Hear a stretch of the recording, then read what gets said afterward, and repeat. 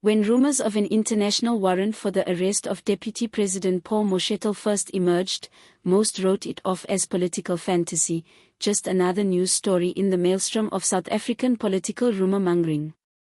But what started as rumor has now become a firestorm, leaving the ANC shuddering to its foundations. The terms arrest and international warrant have rarely ever been so squarely linked to an incumbent deputy president, nor in such a toxic fashion. Based on upcoming insider reports, Mashatile could be accused of serious crimes, including transnational financial crimes, abuse of diplomatic power, and transactions that reportedly breach legal frontiers. While no official arrest has been announced as of now, simply the suggestion of an international arrest warrant has caused shockwaves within the ruling party, reducing its top leaders into crisis mode. President Ramaphosa is said to be stunned and scrambling, taken by surprise completely by the sudden revelation. People close to the presidency indicate that this was not planned with his office and that he did not get a pre-briefing beforehand before things blew up in the public domain. He now has a leadership nightmare on his hands. His deputy may be in a potential international legal quagmire, and the whole country waits with bated breath to know if he will be decisive or mute.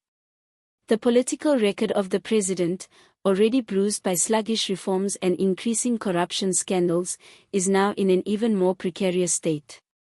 Will he be able to save the ANC's sagging reputation while also moving away from Mashatile, or will this be viewed as yet another failure of leadership, yet another stark instance of corruption thriving on his watch?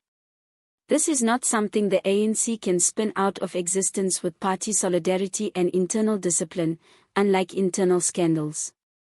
A foreign scandal involving one of its most senior members has put South Africa firmly in the international spotlight. Off the record, ANC factions are said to be eating each other alive. Some insiders say the warrant is simply a political move mounted by external players, maybe other governments or intelligence services seeking to destabilize South Africa.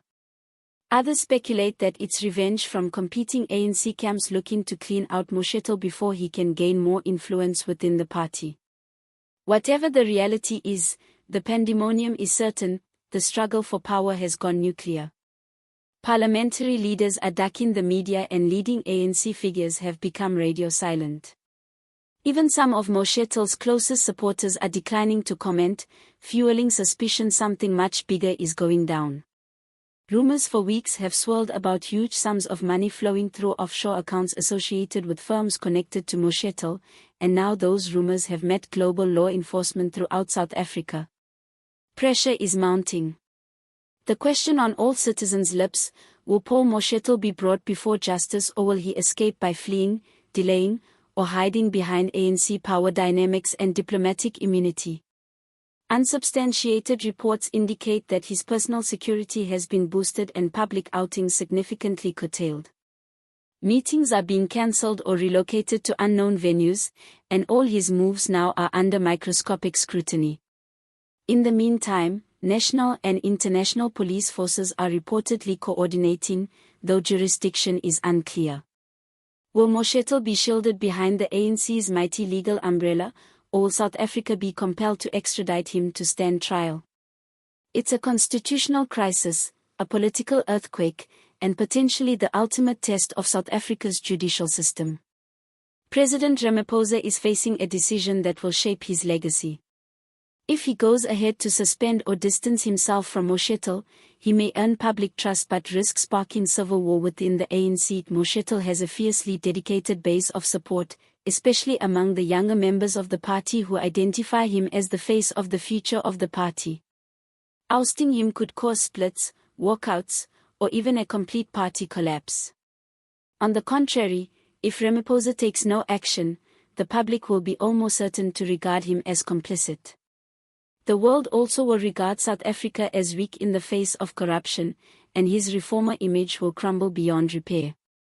He is caught between survival and principle, and each second of indecision worsens the crisis.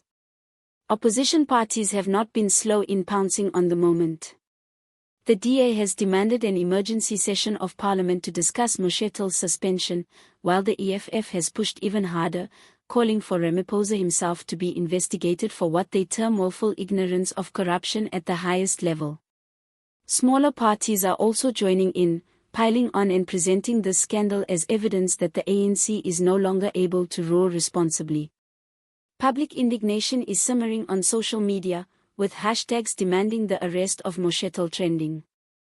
Activist organizations have organized marches outside Parliament demanding that South Africa not be able to conduct business anymore under what they describe as a shadow of impunity.